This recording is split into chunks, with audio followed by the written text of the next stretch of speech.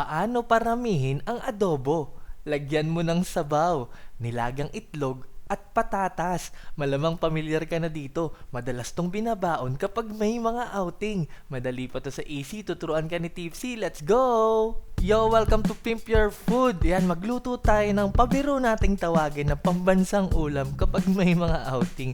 Ito yung masabaw na adobo o tawagin nating pang-outing adobo. Baboy ang gagamitin ko dito. At sabi ko sa intro, paparamihin natin yung adobo. Hindi naman literal, no? Magmumukha lang siyang marami kasi magiging matipid ulamin dahil may sabaw. At syempre, meron na rin itlog at patatas. Yun, speaking of patatas, yung patatas, optional lang, pinirito ko muna, no?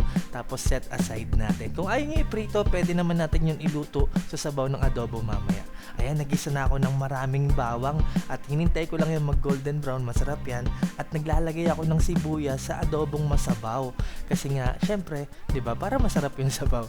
Kasi yan, igisa na natin ang ating karne ng baboy. Kung mapapansin nyo, mas maliit yung hiwa ko dito kaysa sa mga adobo natin nung nakaraan. Ayan, kasi nga pang outing.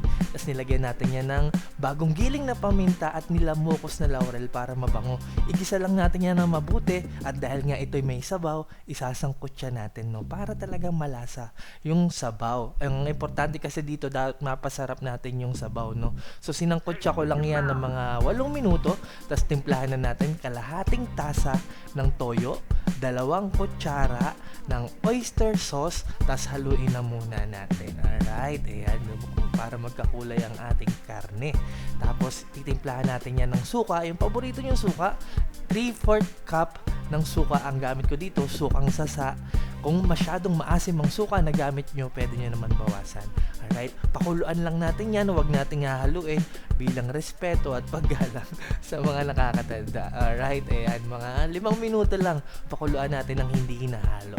Tapos yan, maglalagay na ako dito ng 2 tasa ng tubig at saka pork cube. Yan, may pork cube para naman talagang malasa ang ating sabaw, masarap. Naglagay ako ng pamintang buo, pera pa yung crack na paminta na nilagay natin kanina. Tatakpan natin yan, papakuluan natin hanggang sa lumambot ang ating baboy. Sa mahinang kulo, no?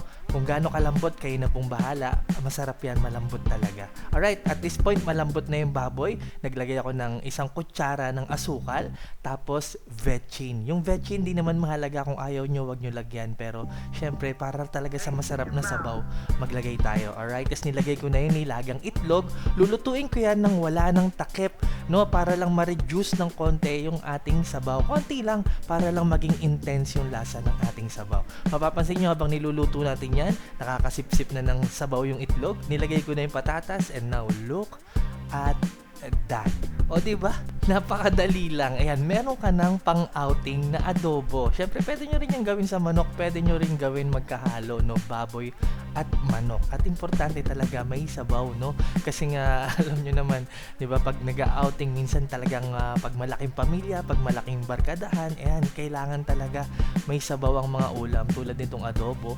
Tapos, ayan, merong itlog, syaka patatas. Kasi minsan, di ba, may mga kasama tayong chikiting na ayaw ng karne, buhay na sila sa sabaw lang ng ulam, sa itlog at sa patatas. Kaya tamang-tama yan, pang outing adobo talaga at panalong-panalo, sabaw pa lang makakarami ka na ng kanin. Alright, subukan nyo to kahit wala kayong outing, kahit pang ulam lang sa bahay, pwede yan. Ayan, para sa marami pang recipes, huwag nyo kalimutan mag-subscribe sa aking YouTube channel, Tipsy Goes Random. Mag-follow kayo sa aking Facebook page, Pimp Your Food. Follow nyo ako sa TikTok at Kev_Andrade. Maraming salamat sa palagi niyong panonood, pagtangkilik, pagsuporta, pagsubaybay. Ako po si Tipsy D. God bless sa inyong lahat. Peace.